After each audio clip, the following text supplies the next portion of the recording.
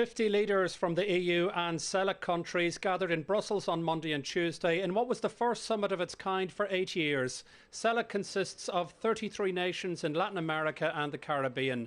Prime Minister of St Vincent and the Grenadines, Ralph Gonsalves, is currently CELAC president. He says the war in Ukraine and sanctions against Russia have brought misery to millions of citizens. Rising prices, shortages of goods, and it's not just the war. It's the sanctions upon the war. Price of fuel, of food, borrowing of monies and so on. Gonsalves certainly wasn't the only leader to tell EU decision makers that peace negotiations are needed to end the war in Ukraine. The war in Ukraine must come to an end. The European Union and CELAC must, as an obligation, look for a way towards peace.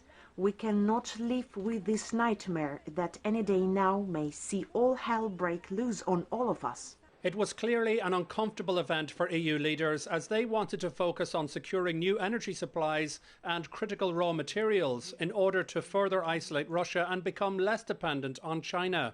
The visiting leaders refused to blindly follow the EU's anti-Russia rhetoric, analysts point out. They're much more willing to call out what they see as the hypocrisy of great powers, talking about other great powers and how they bully small states, given the histories of colonialism and American imperialism within Latin America.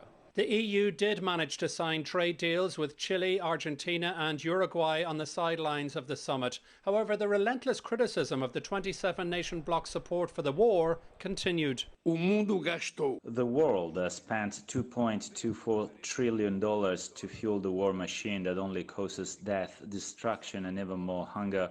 This summit is a way for us to say enough with that. Another world is possible. Not only have calls here on EU leaders to facilitate peace negotiations fallen on deaf ears, but later this week EU foreign ministers will meet to agree on ways to apply more pressure on Russia while providing additional support to Ukraine. Jerome Hughes, Press TV at the EU CELAC Summit, Brussels.